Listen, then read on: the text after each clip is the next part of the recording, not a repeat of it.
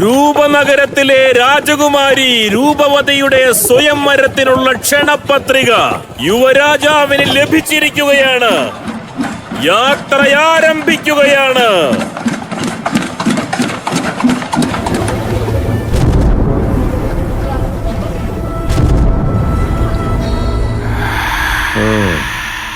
രാത്രി നമുക്ക് ഉറങ്ങാനേ സാധിച്ചില്ല.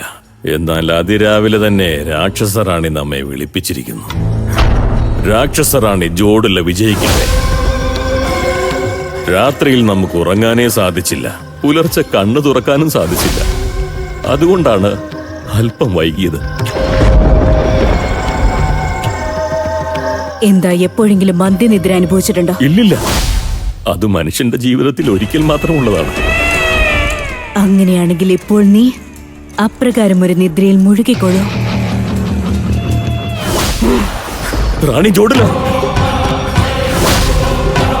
ക്ഷമിക്കൂ.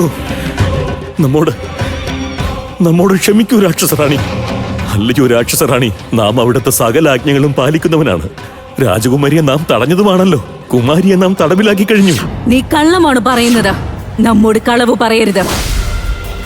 മാർഗമധ്യ അവൾ തടവിലായെങ്കിൽ പിന്നീട് ആ വിഡ്ഢിയായ രാജകുമാരി മഹാരാജാവിന്റെ അടുത്ത് എങ്ങനെയാണ് എത്തിയത്? അവിടെ നിന്ന് എന്താണ് ഈ പറയുന്നത്? നാം നേത്രങ്ങൾ കൊണ്ട് കണ്ടതാണ്. രാജകുമാരിയെ 2 രാക്ഷസ വൃക്ഷങ്ങൾ അവരുടെ വേരുകൾ കൊണ്ട് ബന്ധിച്ചു നിർത്തിയിരിക്കുകയായിരുന്നു.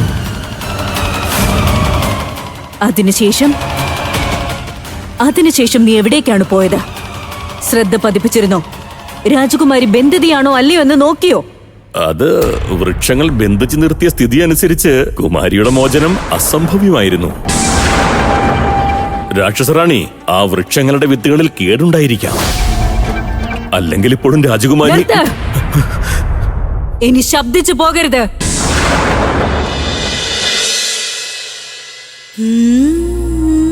മഹാരാജാവിനെ കുറിച്ച് ആശങ്കപ്പെടേണ്ട കാര്യമില്ല. ഇപ്പോൾ നമ്മുടെ മഹാരാജനും നിന്റെ സ്വയംവരം നടത്താൻ സമ്മതിച്ചിരിക്കുകയാണ്.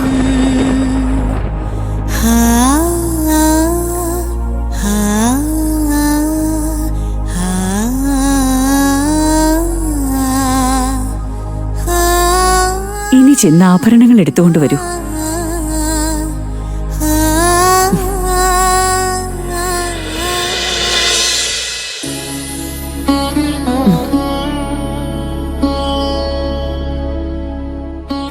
നിങ്ങൾ ഇനി ഇവിടെ നിന്നും പോയിക്കൊള്ളൂ. ഇത് നോക്കൂ രൂപവതി, രാജ്യത്തിലെ ഏറ്റവും മികച്ച നെയ്ത്തുകാർ നിനക്ക് വേണ്ടി വസ്ത്രം നെയ്തിരിക്കുകയാണ്. ചുവന്ന പട്ടുവസ്ത്രവും അതുപോലെ വജ്രമാലയും. അല്ലല്ല, വജ്രമല്ല, ചുവന്ന പവിഴമുത്തുകളും മരതകവും. ചുവന്ന പവിഴമുത്തുകളുടെയും മരതകത്തിന്റെയും ആഭരണങ്ങളാൽ നീ വളരെ സുന്ദരിയായി കാണപ്പെടുന്നതാണ് രൂപവതി. ആരുടെയും കണ്ണ് നിന്റെ മേൽ പതിയാതിരിക്കട്ടെ പുത്രി. നമ്മുടെ കണ്ണ് പെടാനും ഇടയുണ്ട്.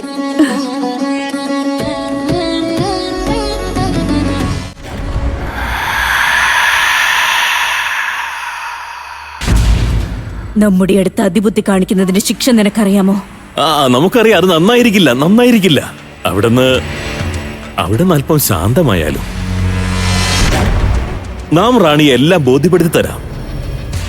അത് പോട്ടെ, നമ്മെ ഒന്നും ബോധ്യപ്പെടുത്തേണ്ട കാര്യമില്ല. നാം കുറച്ച് മനസ്സിലാക്കുകയും കൂടുതൽ ബോധ്യപ്പെടുത്തുകയും ചെയ്യും. മനസ്സിലാക്കാൻ ആഗ്രഹമുണ്ടോ? പറയൂ, മനസ്സിലാക്കാൻ ആഗ്രഹമുണ്ടോന്ന്? ക്ഷമിക്കൂ രാക്ഷസറാണി. അവസാനമായി നമ്മോട് ക്ഷമിക്കൂ. പിഴവ് സംഭവിച്ചു പോയി. ഇനിയെല്ലാം ശ്രദ്ധിക്കാം. അവസാനമായി ഒരിക്കൽ കൂടി ക്ഷമിച്ചാലും ഇനി ഒരിക്കലും അങ്ങനെ സംഭവിക്കില്ല. ഓർമ്മയിലിരിക്കട്ടെ, ഇത് നാം നിനക്ക് തരുന്ന അന്തിമ അവസരമാണ്.